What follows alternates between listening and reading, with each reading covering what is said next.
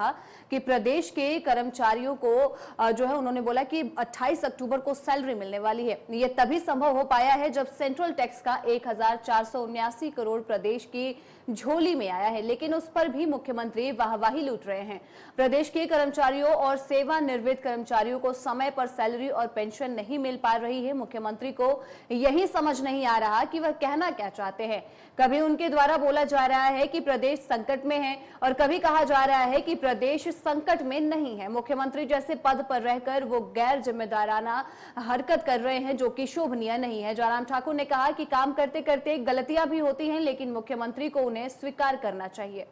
क्या झूठी आपने दी? आप हरियाणा में गए, हरियाणा में जाकर के आपने कहा कि हमने हिमाचल प्रदेश में गारंटियां पूरी कर दी और हरियाणा वालों ने ठोक के जवाब दे दिया। जो हरियाणा का अंदाज है उस अंदाज में उनने संदेश दे दिया। भारतीय जनता पार्टी की सरकार वहां पर तीसरी बार बन रही है। कर्मचारियों की सैलरी जो 1 तारीख को मिलती थी, अब बोलते कि हम 28 तारीख को दे देंगे और 28 तारीख को इसलिए देंगे क्योंकि 1479 करोड़ रुपए हिमाचल प्रदेश को जो सेंट्रल टैक्सेस का जो शेयर है, स्टेट शेयर है, वो मिल गया। एक साथ एक मुश्त में दे दिया, एडवांस में दे दिया इस बार केंद्र ने। इस कारण से उनका हाथ खुला हो गया। जिस मुख्यमंत्री जी को मालूम ही नहीं पड़ रहा है कि वो बोल क्या रहे हैं और कर क्या रहे हैं, ये तो बिल्कुल ही मालूम नहीं पड़ रहा है। प्रदेश में कर्मचारियों की सैलरी समय पर नहीं मिली, पेंशनर्स को पेंशन नहीं मिली, इसमें हमने कौन झूठ बोला?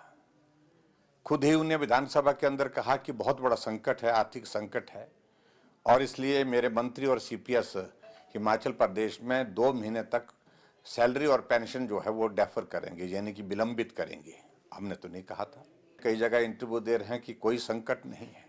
व्यक्ति एक ऐसी जिम्मेवारी के पद पर होने के बाद जो स्थिति है उस पर स्पष्ट अपनी बात कही है तो उस पर टिकना चाहिए।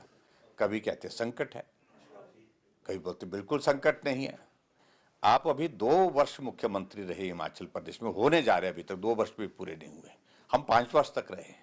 हिमाचल प्रदेश में कर्मचारियों को सैलरी कितनी जाती है, पेंशन कितनी जाती है, ये मत समझाओ हमें। और इस बात को समझना चाहिए, उनको स्वीकार करना चाहिए।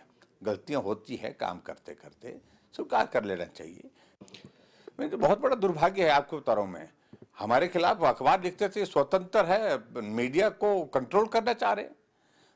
और ये इस बात को उनको समझना चाहिए कि हिमाचल प्रदेश में हमेशा ही मीडिया जो है वो मुखर होकर के लिखता है, स्वतंत्र होकर के लिखता है, प्रदेश में लिखता है। इसको स्वतंत्रता जिसको हम बोलते हैं कि हमारा लोकतंत्र का चौथा स्तंभ जो है वो है, और उसको कमजोर करने में लगे हैं। अब एफआईआर दर्ज कर दी है, उनको धमकियां दी जा रही है। हमारे खिलाफ तो बहुत सारी बातें बोलते थे, ये नेता बोलते थे, तब भी हम उन सारी चीजों को बुरा नहीं मानते थे। लोकतंत्र है कि बोलने का अधिकार उनको भी है, हमको भी है। और ऐसी सूरत में मुझे लगता है कि जो उन्होंने जो न्यूज रडार पर जो एफआईआर की है उस पर पुनः विचार करना चाहिए और विचार करने के बाद वो वापस लेना चाहिए। और इस तरह से मुझे लगता है कि कोई समस्या का समाधान नहीं है।